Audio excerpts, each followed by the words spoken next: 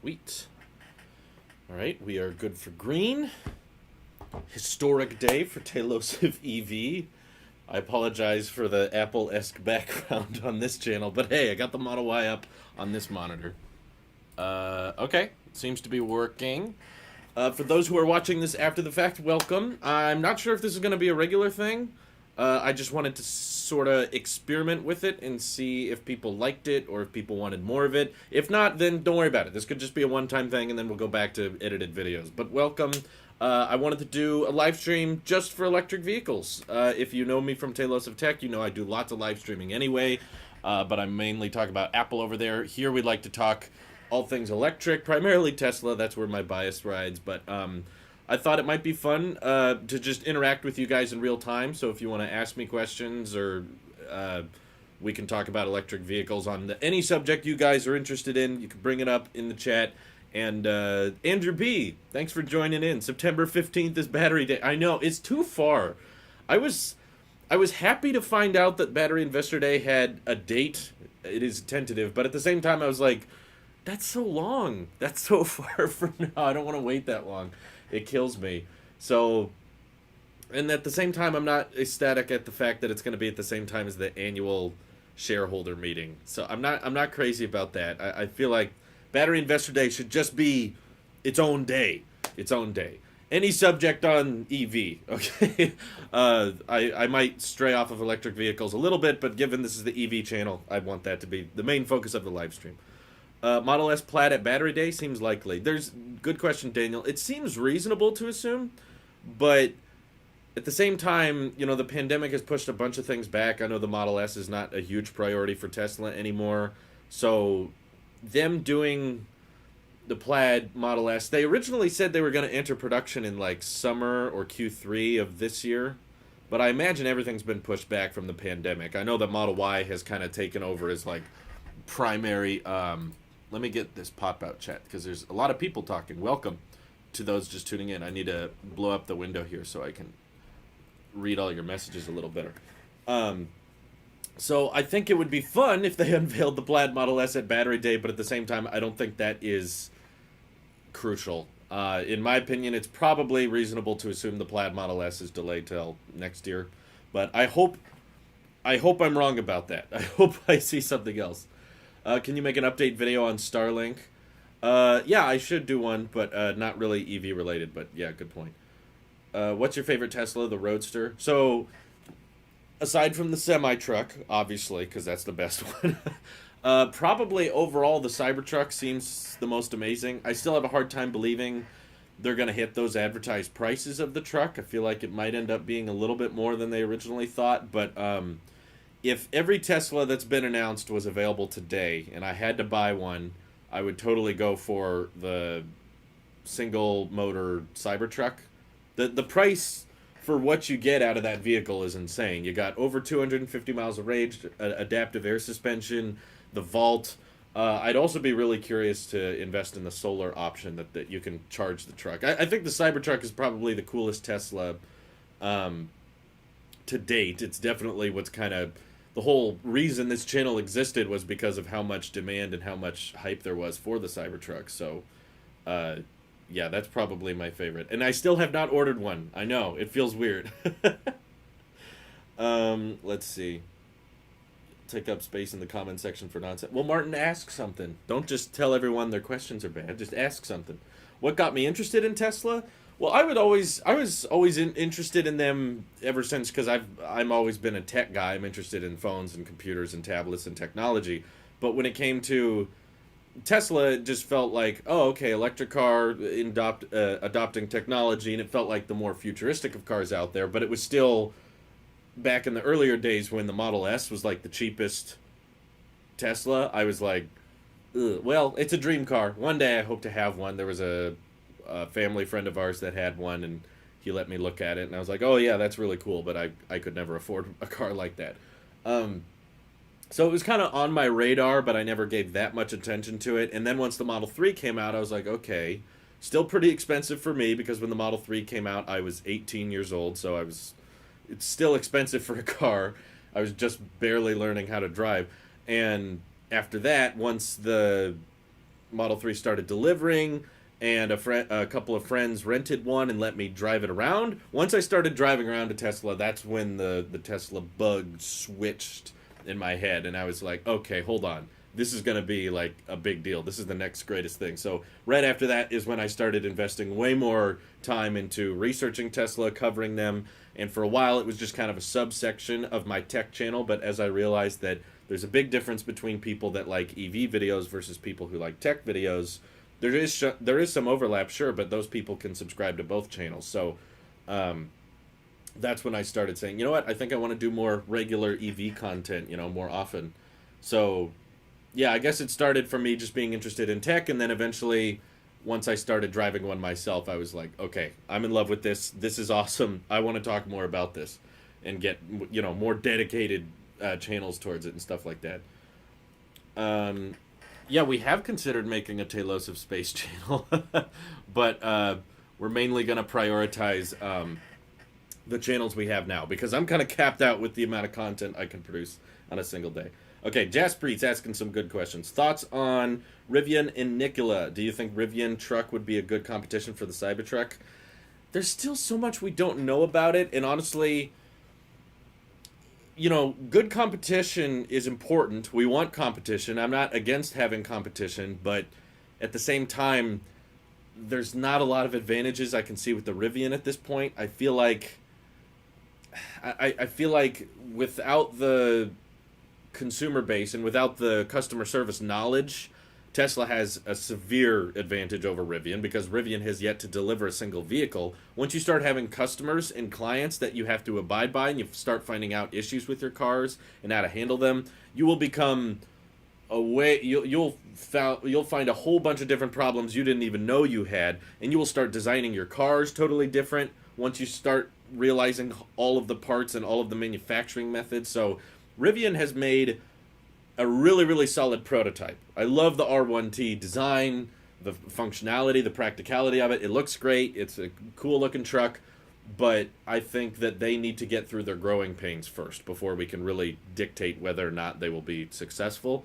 Because Tesla had all kinds of growing pains with the original Roadster and the Model S, and once they started going through that and they had customers and clients that they had to abide by, that's when Tesla realized, okay, we need to rethink our strategy, and they started working on mobile service teams, and then they designed the Model 3 and now the Cybertruck purely based on their experience of scaling production and making, over 1 million cars.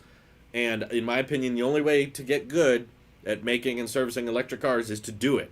And the fact that Rivian hasn't yet is like, I'm rooting for them. I want them to do good, but they're also untested. So I'm not going to instantly give them the same credit I give Tesla, because Tesla has been able to do all these amazing things and have giant consumer bases and scale mass production of vehicles, which is why the Cybertruck prototype is way more serious and a way bigger deal than the R1T prototype, because they haven't mass produced a vehicle yet. So we'll see. No, Elon Musk did not invent the electric car, not at all. How many hours per day do you spend researching Tesla? Oh, it depends. Sometimes if there's something easy to talk about that I can make a video on, it won't take long at all. I could read some announcement that takes like 10 minutes, and I could do a whole video on that. But other times, if I want to go deeper into a subject, yeah, it can take several hours. Like, I've tried really, really hard to understand the rumors and leaks going around for Battery Investor Day and what Tesla is reportedly going to announce. And I have tried so hard to... I've watched those videos, and then after I watch them, I'm like, wait, okay, I still don't get it. So I'll watch the same video again and try to contemplate and like taking notes and stuff, and I'm still like, okay, I'm not good at this. I'm not good at explaining the battery chemistry, the redesigning of the cell, and energy density and energy creation and storage, and it's just not something I'm particularly good at. But I'm more of a admirer of the business model and what Tesla is capable of doing, more so than battery chemistry. But you were also asking about Nikola, which to me there seems to be a whole lot of red flags around them, and I want them to prove everyone wrong. But the issue is I just see so many very experienced and very well-knowledged people that anytime they look deep into the company, they see a bunch of things that don't quite add up. They see a bunch of things that don't make sense. And because of that, I have my doubts in thinking Nikola is going to succeed. And I feel like that Trevor, founder guy on Twitter, spends so much time arguing with people that makes me think, okay, how much free time do you have? You're trying to run this company that's going to redesign battery chemistry and revamp hydrogen, which anybody who really takes a deep dive into hydrogen realizes it's not a good idea. Anyone who invests into fuel cells hasn't thought it through all the way. And I want them to prove us all wrong. It would be cool if they found something that we're not seeing, but as far as I can see, yeah, hydrogen does not seem like a good idea.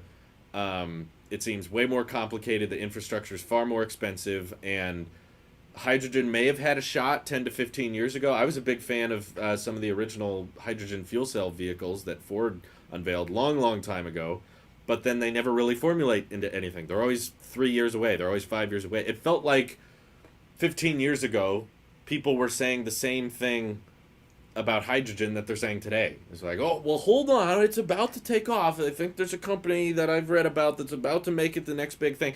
And then it never formulates into anything. Whereas at the end of the day, even if your pie chart, even if your graph about energy storage and loss of energy through translation, even if your pie chart or your graph makes sense, if you're not doing anything about it, it doesn't matter. The company that's able to make the desirable product that people want to buy, that you're able to deliver on price points with, that's the one that's going to succeed. Even if you, in your closed box scenario, well, if we had this many hydrogen plants and we had this many cars that were moving with hydrogen, it would work fine. Even if that math makes sense, which right now there's a lot of math saying it doesn't make sense.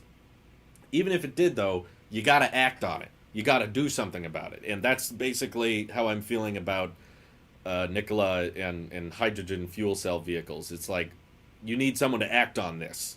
Because right now it doesn't feel like anyone wants to act on it. They're just convinced it'll work, but they don't want to do anything about it. And at that point, Tesla's way ahead of them. Way ahead.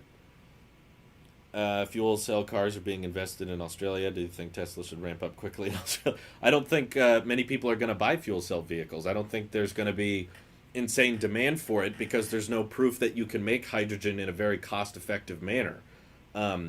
The reason Teslas have done so well is because they have this giant list of features and benefits that people love about them. You can charge them from home.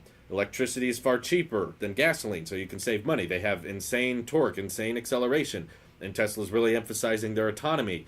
And there's also a bunch of safety benefits when going with an electric, and more crumple zone and lower center of gravity. You get all these benefits wrapped up, and hydrogen just doesn't have that. You don't really get the same, well, it's cheaper than gas. No, it actually isn't. In fact, current prices of hydrogen cost more than gasoline. So how are you going to convince people, well, it's better for the environment? Except a lot of hydrogen is produced in ways that's not very eco-friendly, and it's much easier for people to buy solar panels and charge their electric car from home than it is for someone to buy some type of hydrogen production plant and install in their garage. So, Model 3 getting Model Y update soon before million-mile battery? I don't know, Mark. I wish they would. I'm totally with you on that, though. They brought so many great design changes to the Model Y, like redesigning the back unibody and minimizing parts and giving it the heat pump, and there's so many little design tweaks I love about the Model Y. I want them to bring that to the 3 so that we can see those cost-effective measures, and maybe Tesla, proudly show off the $35,000 Model 3. In my opinion, if I wanted to fix the Tesla lineup, I would eventually, I don't know if it's possible right now just because of profit margins and stuff, but I would like to get rid of Standard Range Plus Model 3. I think it's confusing and it throws people off. I would say get rid of Standard Range Plus, just have Standard Range, $35,000. Yes, it includes autopilot. That'll be standard.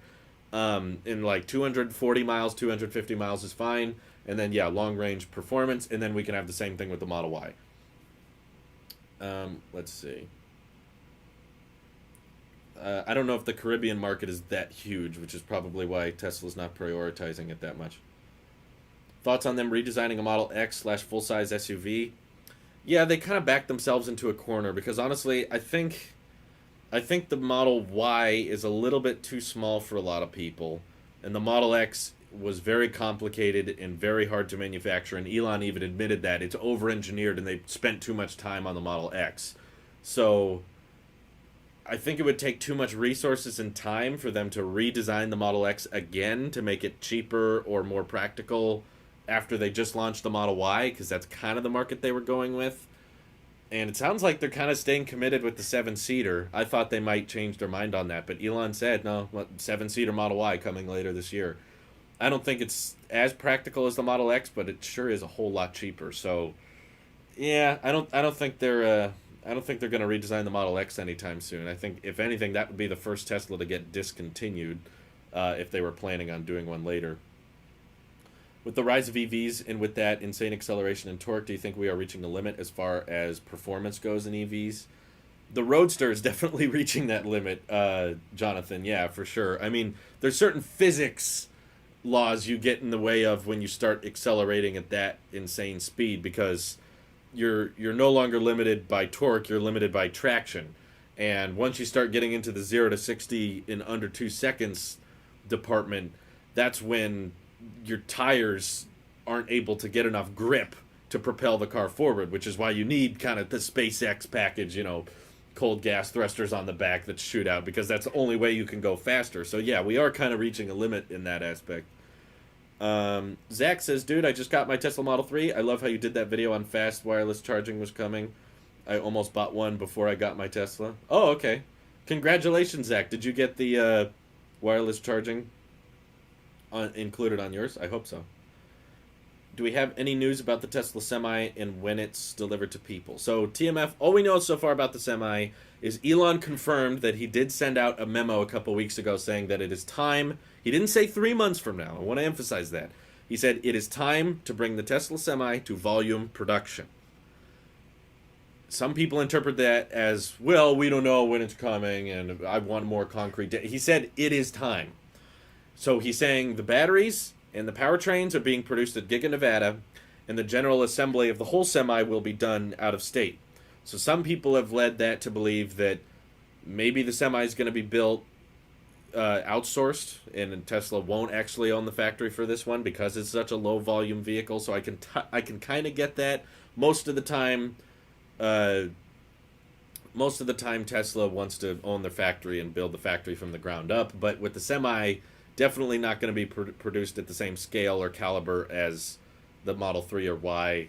So I could see why they would want to outsource that, but when people asked Elon where the Semi would be built, he said, we shall see. So I'm guessing that means it's still up for discussion. It's possible that if they get some movement and some, actual paperwork done about the next Gigafactory, which I'm pretty confident it's going to be in Texas. They've already technically purchased the land, maybe not officially, but they've made so much movement in Texas that I'm pretty confident that if they get some movement going in Texas, they'll probably build them there. Let's see. When will Tesla release a smart car sized vehicle?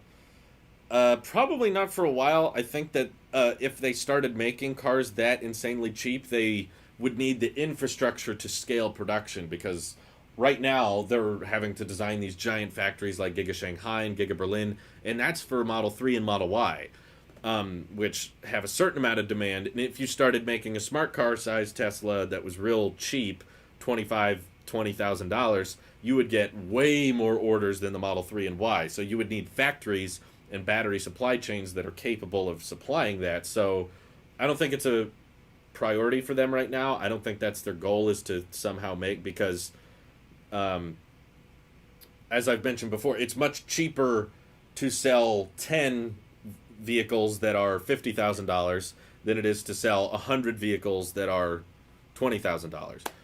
Because you have more customers, and that means taking up more customer service, and you have more people to service, and they're going to take up more spots at Superchargers and that kind of thing. So I don't think it's a huge priority. I would say something like that car could come out of Giga Shanghai. I've heard they're taking applications for a Chinese-designed Tesla that's going to be built universally, but it'll be designed in China. I would guess maybe in the next 3-4 years, maybe 5. It'll depend on energy density. I don't plan on doing boring company news on this channel because there isn't much, but maybe in the future. Is Tesla ultimate goal to have every... Oh, sorry. There's a lot of people. Please don't spam in the chat, people. It doesn't make it any easier. Is Tesla ultimate goal to have every person drive a Tesla, make low-cost cars, or give everyone Tesla access through robotaxi network? Fewer but very expensive cars. I don't know if they. I think it might be a little of both. Their ultimate goal is probably, accelerate our dependence on renewable energy. So, if Tesla truly believes that they can have completely autonomous driving cars within the next couple of years, then their hope is probably that robotaxis will be so cheap that it will make more sense to use a robotaxi than it will be to buy a car outright.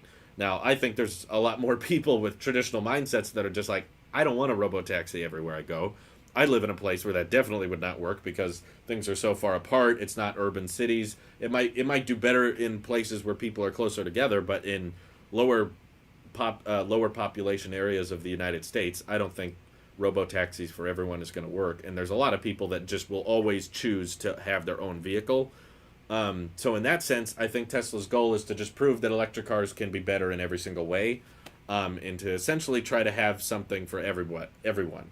So you want to get to the point where it'll feel stupid to buy a gas car when Teslas are going to be doing what they're doing between the range, the acceleration, the cost savings, and in time, as they're able to scale battery production, the hope is that they'll be able to make electric cars cheaper than gas cars. So that not just cheaper to operate, but also cheaper to buy up front. And once you get into that point, yeah, there's that's when we start seeing the death of the gas engine.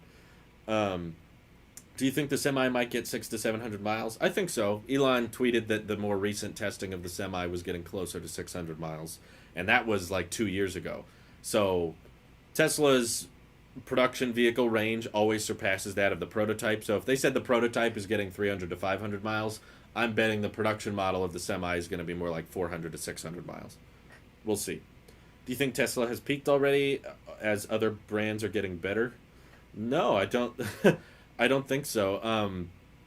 There's a lot of room for growth with the electric vehicle market. By far they have not peaked. There's a bunch of growth, and there's a bunch of scaling they have to do to meet the insane demand that I think ultimately we're going to have with electric cars in the future once they start getting cheaper than gas cars, and once you start maximizing energy density, you'll be able to provide. Tesla has a permanent lead on so many companies. Like they're going to be still right now best range for the buck. The best range of any EV is a Tesla, and I think it's going to stay that way for a long time. And they're building their own batteries. They're scaling battery production like no one else. They have a supercharger network like nobody else.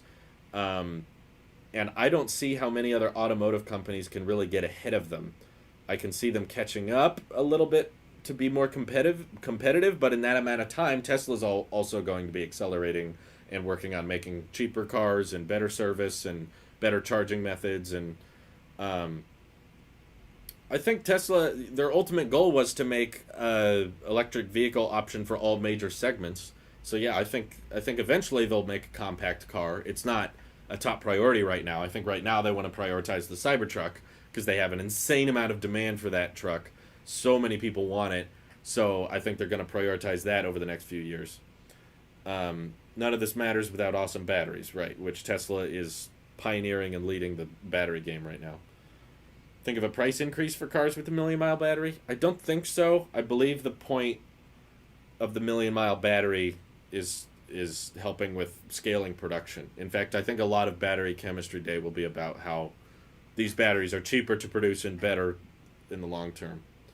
What features on the Model 3 are you wishing for the most? I would say the powered lift gate for the front and back would be nice.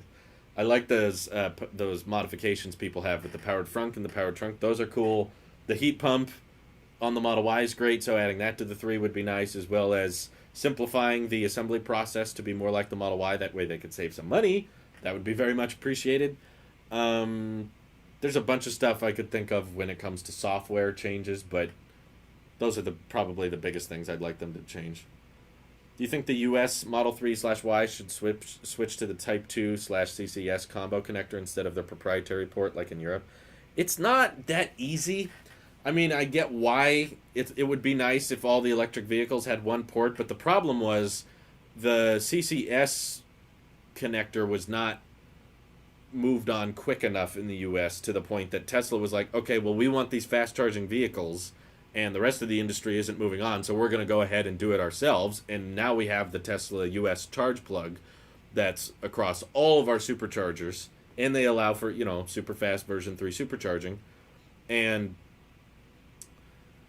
if Tesla decided, okay, let's move to CCS chargers instead, that would make all of our superchargers now pointless, and they would have to go back and retrofit every single charger. It would also make all of the Teslas currently on the road dated, so there's not really a good way to combat that. I think for the meantime, there's just going to be 2 different types of charge plugs. Obviously, Tesla includes the adapter when you buy the car anyway, so it's a little bit annoying, I agree, but it's kind of a difficult infrastructure to just shift and go back on because of how many cars don't have that charge plug now, and how many superchargers have the Tesla proprietary port. Let's see. Where is the next Gigafactory going to be located? We're pretty confident Texas, unless you're counting a different one. Will Tesla vehicles use Starlink satellites for internet access? That's not really the point of Starlink. I think a lot of people confuse the two. Starlink is about bringing decent internet connection to places that don't have decent internet connection. There's not really much of a point in bringing that to Teslas because it requires a fairly big-sized radar dish. And you could put that on a Tesla, but it would look very, very bizarre. And the modems that Teslas have in them already for cellular coverage is working fine. So tapping into Starlink just so that Starlink is supposed to be providing like hundreds of megabits a second, whereas most people on their Teslas are GPS navigation systems, maybe using a browser, maybe watching Netflix, that's about it. But Starlink isn't competing with Google Maps. Google Maps is an application. Starlink is an internet provider. They're not the same thing. Let's see. What do you think about the plaid mode coming with a new design?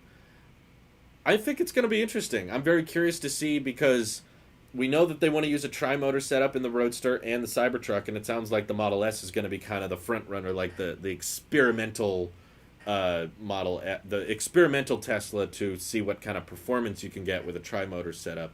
So, yeah, I'm very curious to see how it looks. I'm hoping they redesign the interior of the Model S as well, but I'm not really in the market for it. So at the end of the day, it doesn't make that big a difference. But let's see. When do you think Tesla will launch a new vehicle? Maybe before 2025? Yeah, I could see us getting an unveiling maybe 2022, 2023, because they're already taking design applications for a new vehicle in China that they're going to build there, but also build across the globe. But they want to design it there, specifically in China. And they want to have a design studio in Germany, and that factory is going to be up and running next year. So, yeah, there will definitely be new Tesla models before 2025. I just don't think it's a big priority for them right now. Long term, what do you think of Tesla Solar? I think it's great. They just announced that they have like the cheapest solar panels available now, which is great. Does Tesla own all the data from your car? Can I decline to provide any data of my driving and other experience with my vehicle? I don't know. I don't think you can. Yeah, I think Tesla owns that data. Some people don't like that. I agree. I think it would be nice if you could opt out and just say, like, don't use any data from my vehicle in particular. Just, stay away from me for privacy's sake. But yeah, I'm pretty sure they own that data. Hey, we got our first super chat. Thank you very much, Ellie. Says, deposit for your future Model S. Appreciate the super chat, Ellie. I don't plan on getting a Model S, but thank you anyway. Oh, Derek is saying you can opt out. Okay, never mind. So that there is an option. Do you think they'll fit in the third row of the Model Y? I don't think I would fit very well in the third row of the Model Y, but Elon tweeted recently that they're still planning on bringing that out in early Q4, so I can't wait to see those videos, though. The first YouTuber that gets their hands on a 7-seater Model Y, they're going to have some fun taking pictures and videos of that thing. Do you think that all Tesla semis worldwide would have the same connector plug? Maybe. I definitely know the Semi is going to have a different charge plug than the regular Teslas. It's not going to be the CCS charge port. And when Tesla sent out a reservation holder warning not warning, like a newsletter. They were updating reservation holders on the Semi. They said that they're working with other companies on developing a universal standard for, extreme high end, electric vehicles of that size, because the Semi is not like your typical Model 3. So it's not the same thing as charging up one of those. So having a proprietary port would be kind of counterintuitive if there's other companies planning on making, electric semi-trucks in the future. So making that open source makes sense. James Film says, why do you think other companies aren't joining Tesla's charging network? I don't know. Yeah, Tesla has said that they're open to let people use their supercharger network, but my guess is that obviously if you opt in for the supercharger network, you probably have to agree to some contract with Tesla, and we don't know what the details of that contract are, and my guess is that it's not very financially beneficial to other companies. So obviously, if you charge another electric car at a supercharger, Tesla gets the money for that, which makes sense.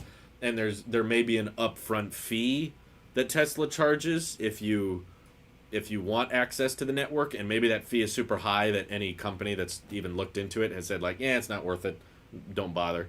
Or it could just be a marketing thing. It could be it's a bad image for your electric car if you have to charge at your competitor's charger network. I think that it would be very interesting to see a third party take advantage of the Tesla supercharger network because it's so expansive, they're so fast. So if someone else would to take advantage of that and their car was super cheap, that could be very interesting. But I'm guessing either from the contract not being financially worth it, or the image or the marketing side of things, that just no one wants to take them up on it. Let's see. I want an EV, but they're so expensive. When do you think they'll be affordable? Me too. I don't have one. But it's not just overnight that something becomes affordable. Affordable is relative. It's a giant spectrum, and it takes a long, long time to get the price of electric vehicles down lower and lower and lower. And it mostly comes from scale. It comes from a company having lots of factories and producing lots of vehicles. But it's important to look at how far we've come with electric cars. So 10 years ago, the Model S was not even on city streets. So getting an electric vehicle that could go over 200 miles on a charge, that was like over $100,000 to get a decent electric car, and it didn't even have, it wasn't even that practical. It didn't even have much storage space or anything like that. So now, you can buy an electric car that goes over 200 miles for $35,000. So basically, the price of a decent electric car has reduced by 66% within the span of a decade. So imagine if that keeps up for another decade. Electric cars objectively have much less parts than a gas car. They're more expensive parts for now, but as you scale production and as you build more and more electric cars, you're able to price them cheaper.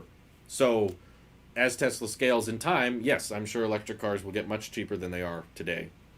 But it's not going to just one day you wake up and, we decided to make the Model 3 $20 grand. It's not going to happen like that. Every couple of months, they'll drop the price by another grand. A year or two later, okay, another couple grand, and in time, it'll eventually get much, much cheaper. Yeah, please don't spam people. I'm not going to answer the spam questions.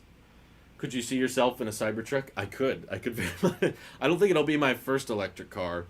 My wife's not in love with it. And the truth is, I love the Cybertruck. I think the practicality of it is awesome. I think the design is epic. I love the price points. I love the functionality and the practicality of it. But at the same time, I really would not utilize it very much. There's very few situations in which I need a pickup truck, considering I work from home. I don't drive that much in the first place. I don't have to drive for work. I don't even go on that many road trips. There's very few jobs I have to do where I need to haul something. So spending that kind of money on a truck of that size would be kind of wasteful for my lifestyle, which is why a Model 3 or a Model Y would make much more sense for me. So that's why Cybertruck, I may end up getting one someday. You know, it's still an awesome vehicle, but it's definitely not a financial priority right now. Let's put it that way. Oh, in Super Chat, it says, do you see EV startups being bigger than legacy auto? Ooh, that's a great question. To a certain extent, yeah. I mean, I feel like Rivian probably has a better chance than Ford.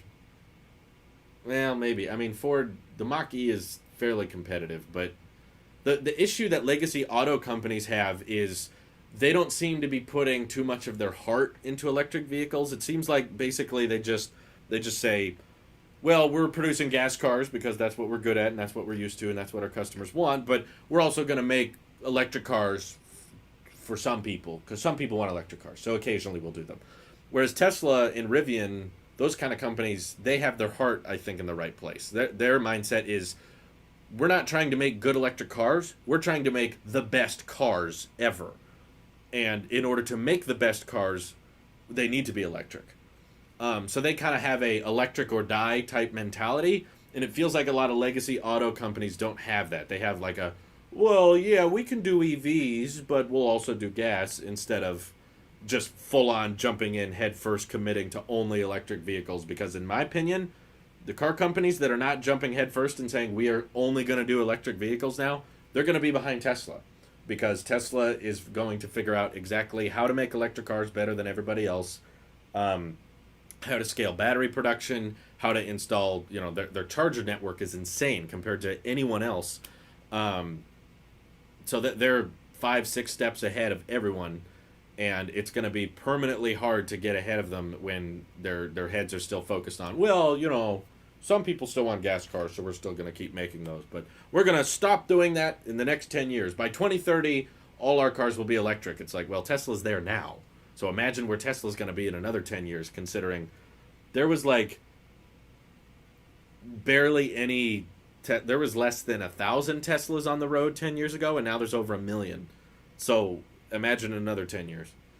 Okay, we got another Super Chat here. Thank you very much. Michael, who Super Chatted, says, do you think the Cybertruck will have a gear stick, or are they going to move the drive, reverse, neutral, extra to the touchscreen? So from what I've heard, the gears are switched via paddles on the steering wheel. That's at least what someone told me on Twitter. But I heard other people saying that, you know, there's no gear sticks like there are in a Model 3 or Y, so maybe you'll just tap the display for reverse and drive, but that seems a little gimmicky to me. I don't know. I'm not sure. I think the paddles might make the most amount of sense, because there are lots of steering wheels that do that. Michelle, not Michael, sorry. I meant Michelle. My bad.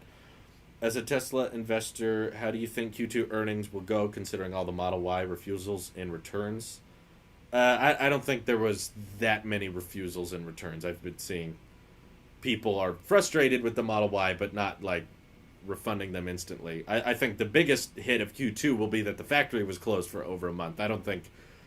Tesla's primary revenue is still mostly Model 3. I don't think Model Y is going to impact... Model Y quality control is not going to hurt Q2 that bad.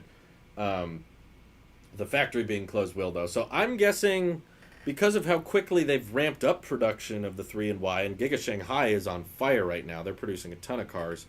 I don't think they'll be profitable, but they'll be very close to breaking even. That's my prediction. Tesla's been known to surprise people, so a lot of people still think they'll be profitable. But I'm guessing that this might be the last quarterly loss in a long, long time. So I would say it'll be not a huge loss, but just a little bit.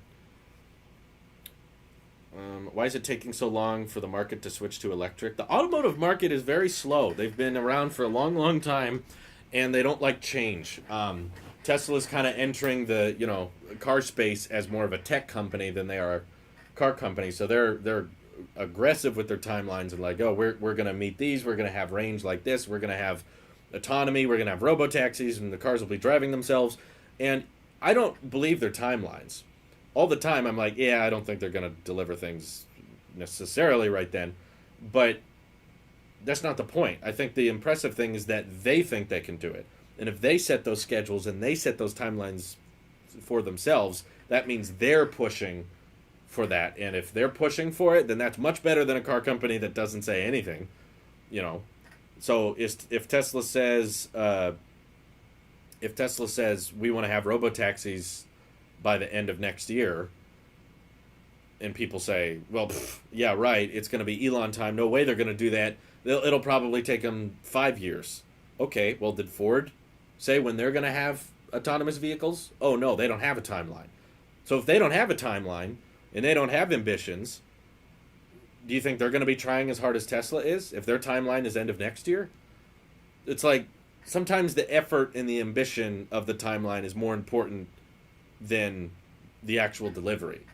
So it's better to be late and correct than, nothing at all. So what's my dream Tesla vehicle? Oh, I guess it changes depending on the day, but a tri-motor Cybertruck probably. If someone were like, Drew, you can have any Tesla you want, what is it? I'd say tri-motor Cybertruck. Do you think Rivian will succeed? I'm hoping for it. I really feel like it's untested. There's not enough information we have on Rivian to know if they're going to succeed. We know they've got some funding from Amazon. Oh my goodness. Sorry, people. There's a lot of spam today. Model 3 can get heat pumps. It can. It should be able to.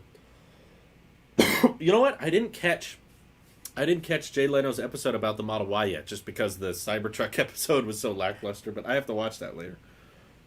Since Tesla have more range than Unveiling, do you think Cybertruck might have 550 to 600 mile range? I'm not sure if it'll be that high, but yeah, I definitely expect the range to be higher than that of the advertised prototype, because it's always been that way. Sorry, they've made slow mode very hard to find on the new live streaming options. All the settings have been moved around to where I'm not used to having them. I would activate slow mode, it just doesn't have an easy access button like it used to. I wish it did. I would, but it's not there. Okay. What are your thoughts on Bollinger? I haven't seen anything promising from them. There's too many electric car prototypes. We want to see more. We want to see more actual models, Let's see. Thoughts on Nikola? I think there's way too much talk and not enough action. I want them to succeed. I'm not rooting for Nikola to fail. I'm just saying that it seems to me like there's a lot of red flags going on behind the scenes, and while things may look okay on paper in some chart, it doesn't really matter until you act on it. So I want Nikola to act on what they're saying they're going to do. And once they start delivering vehicles to customers and they actually start delivering on the promises they're making, then great, I'll root for them. But until then, just seems like a whole lot of talk and a whole lot of fluff for me. Do you think Tesla will make a watercraft? It's not a main priority right now, so probably not a long time. What's Tesla's greatest challenge? Right now, I would say it's scaling battery production. That appears to be the biggest bottleneck on cars. It's not, panels, it's not stainless steel, it's not aluminum, it's not glass. The biggest bottleneck on how fast Tesla is able to produce vehicles is how quickly they can produce battery packs, which is why I'm so interested in Battery Investor Day, and I can't wait to see what they talk about. Because if Tesla is planning on being this major automotive maker and they want to do like 50% more car deliveries each year, then that means, millions and millions and millions of electric cars delivered each year. And if that has to happen, there has to be a drastic redesign in our battery infrastructure right now, because there is not that many batteries being produced today. So Tesla has to kind of pioneer and take off with how quickly they can produce batteries in a cost-effective manner. Let's see. What are your thoughts on vehicle safety? Will we ever reach 0 fatalities a year? I don't think we could ever reach 0, but it's very important, obviously, and I think electric cars are much safer than gas cars, that's for sure. India's annual production has been 29 million vehicles in 2018. The industry is expected to reach $135 billion by 2020 and $300 billion by 2026. Will Tesla ever enter the Indian auto market? I'm sure they want to. I'm sure that's on their list of things to do. They just gotta focus on the markets they're in now. Giga Shanghai just got up and running, and Giga Berlin is still up and running. So I think they're prioritizing markets where they have a lot of demand first, and then eventually they'll get, you know, into every market. They want to get everywhere, I'm sure. Hey, Randy's in the chat. I got to remember to mod him. Let's see if that works. Cool. Cybertruck comes with windshield wipers. Yeah, they must have some kind. I haven't seen the prototype with any windshield wipers, but I'm very curious as we're getting closer and closer to Cybertruck deliveries if they're going to have to add side view mirrors and windshield wiper. I don't know. I mean, I haven't seen a prototype of how they're going to make it work, but they got to do something. If Rivian fails to provide Amazon with their electric vans, would Tesla making cyber vans be a good idea? The thing is, Amazon, I'm sure, cares about, you know, using more eco-friendly vehicles, but at the end of the day, a business is a business, and if it doesn't make financial sense, they're not going to do it. So if Tesla is able to start producing an electric van, and it's cheaper and goes further than the Rivian electric van, it's just going to be logical and make the most amount of sense for them to go with the Tesla. And at this point, it seems like with energy density, supercharger network, and customer service, and just experience of mass-producing vehicles, Tesla would probably make a better electric van than Rivian could. Because again, Rivian is so untested and unproven, and I'm really excited to see the first people get the R1T, but until then, we're not really going to know how successful they can be. Do you think Tesla will sell the Cyberquad separately? Yes, they confirmed the Cyberquad is not coming with the Cybertruck. You have to buy that separately. Heard there were a lot of legal issues with the Semi. Do you think the Cybertruck will have a lot more legal issues? No. The Cybertruck doesn't look like anything else on the road, so I don't know how it could get into more legal issues. But yeah, that's honestly the most bizarre thing about Nikola. The name. It just throws everything off that, like, okay, Tesla's been around for a long time, and then they start their company and call it Nikola. It already feels like they're trying to piggyback off of the success of Tesla. And then they sue Tesla because the Tesla Semi windshield looks like the Nikola windshield. You know, on Twitter, the founder of Nikola, Trevor, keeps saying how, like, oh, I want to be... Why do we have to pick sides? Why can't we just both work together? Why can't Tesla and Nikola coexist? Why does everyone hate on me? And it's like, then drop the lawsuit. If you're all in favor of more electric car companies or better eco-friendly car companies, why are you suing Tesla over a windshield design?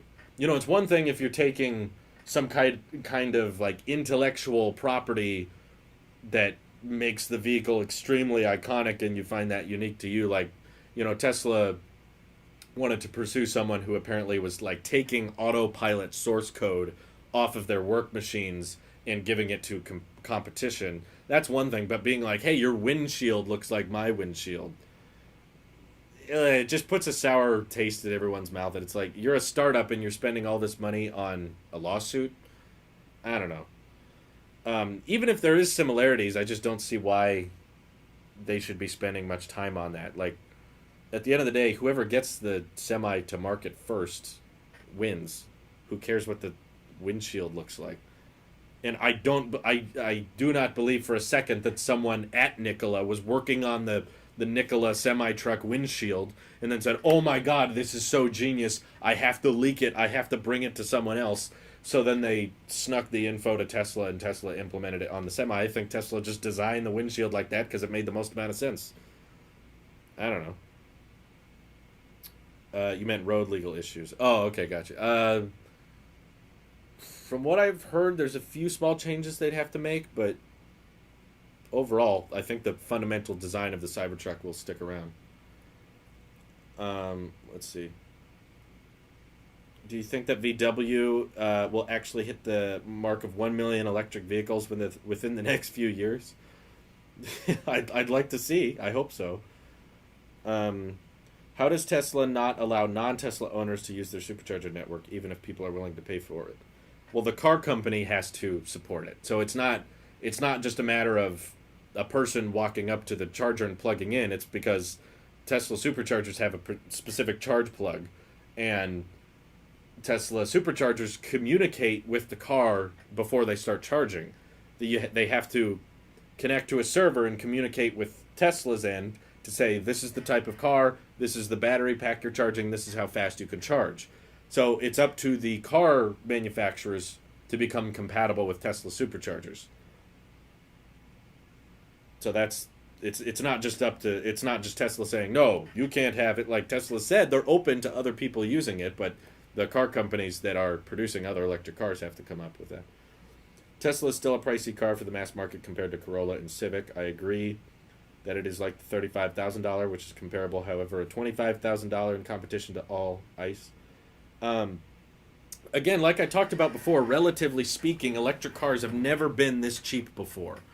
10 years ago, it would have cost you $100,000 to buy an electric car that goes over 200 miles. And now it costs you $35,000.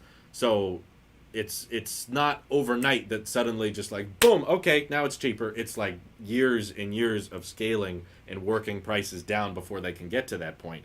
So that's what you have to wait for first. So it's one day, yes, I'm sure the Model 3 or some Tesla will get down to 25,000 or 20,000 or 15,000. Eventually they'll get there, but it doesn't happen overnight, so it just takes time. That's why watching these gigafactories go up is very important, because producing batteries and scaling production is kind of what makes all that possible. Tesla's got nothing on the General Motors EV1. Yeah, it's just the company that made them destroyed them all. How long do you think it will take Tesla to be included in Apple's digital car key?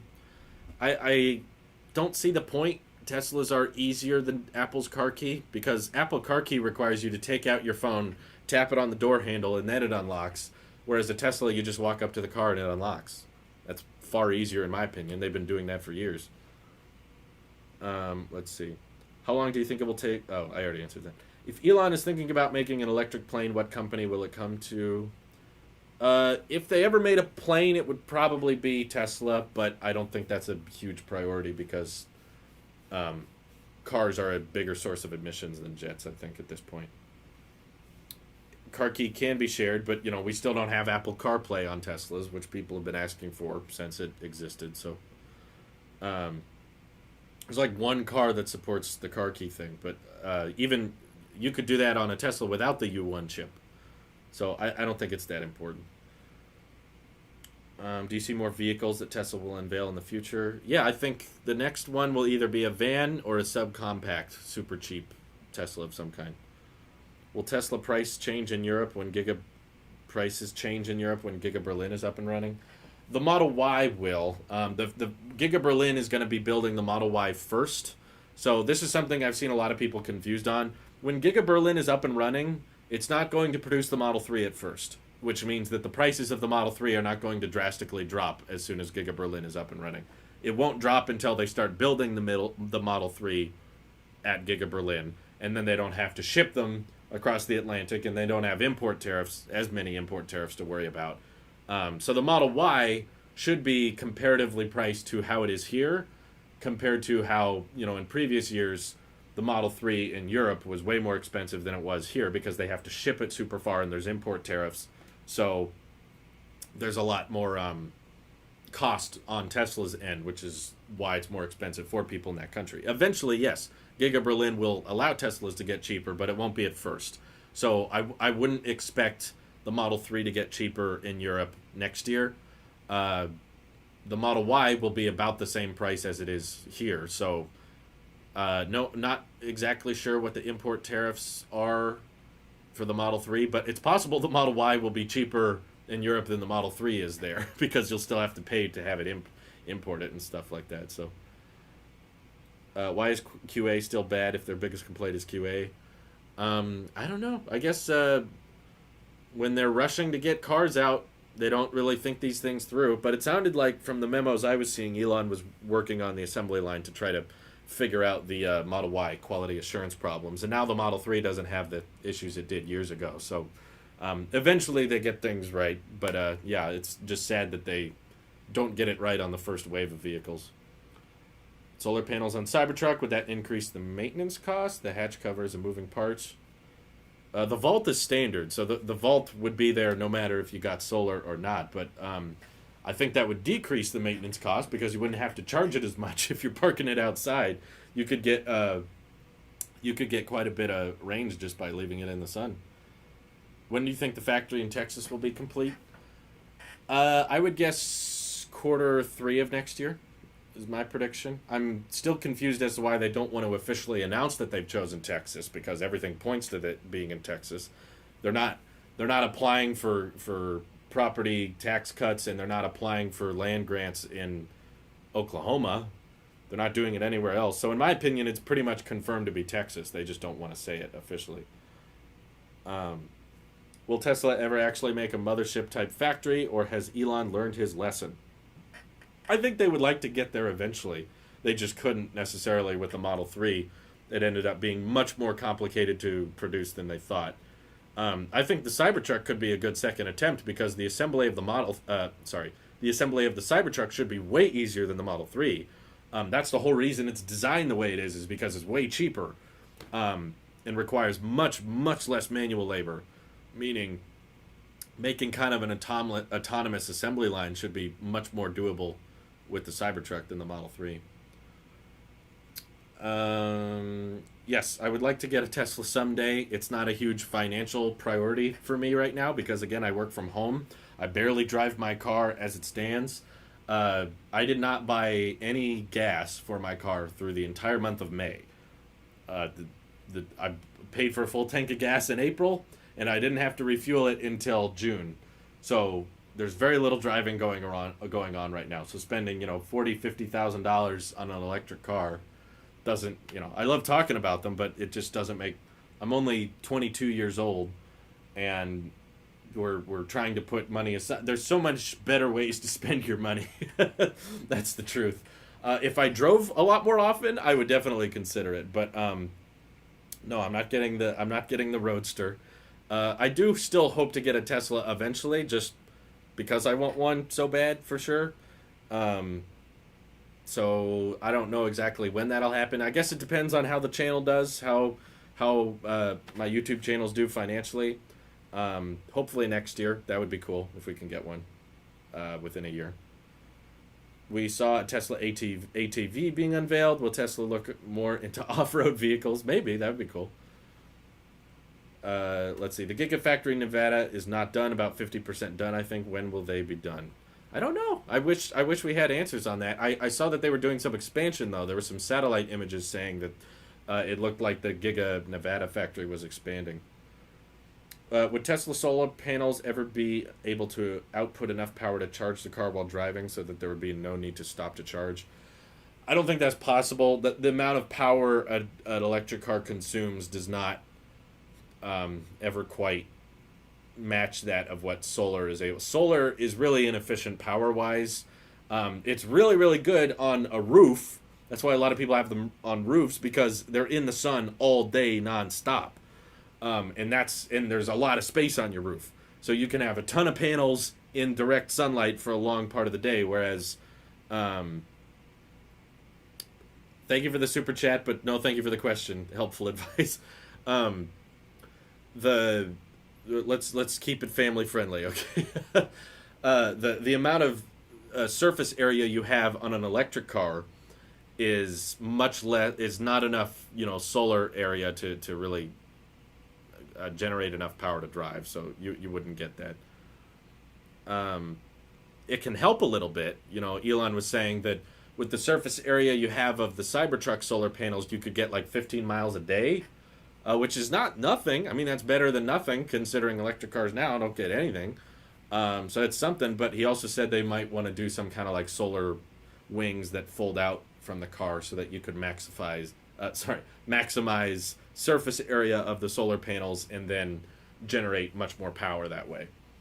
So, let's see. What do you think is more important strategy for Tesla? Working on spreading themselves out to cover parts of the market, or lowering prices as much as possible?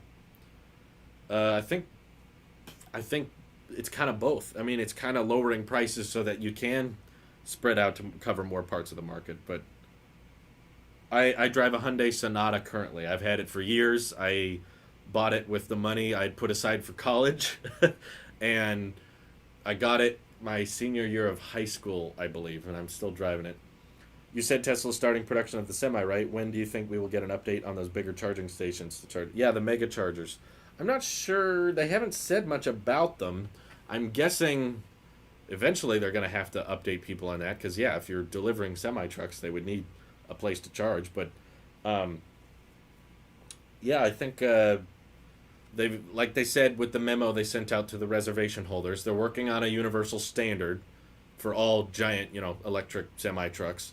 And as soon as they get that standard settled on, then the Supercharger team, the company, the division of Tesla that works on installing superchargers everywhere, they can work real fast, okay? This is the lovely thing about electric semi-trucks that hydrogen semi-trucks do not have the benefit of. You can basically put up a charge point wherever there's power.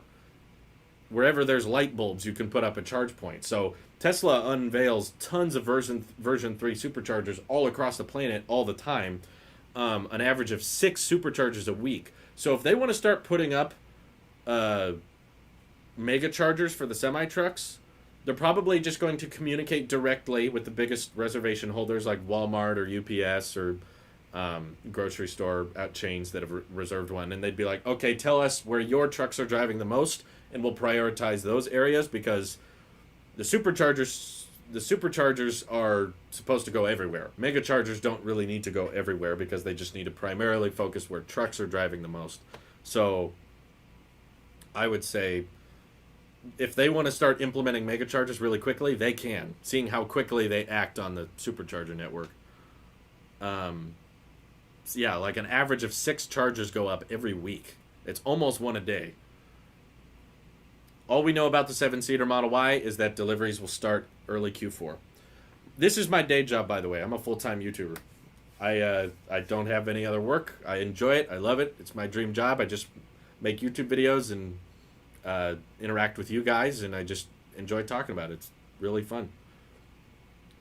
After Austin, where's the next Gigafactory going to be loaded? I don't know. I can't really think of what would make the most sense next. There's a lot of people in India. Maybe it makes sense to build in India.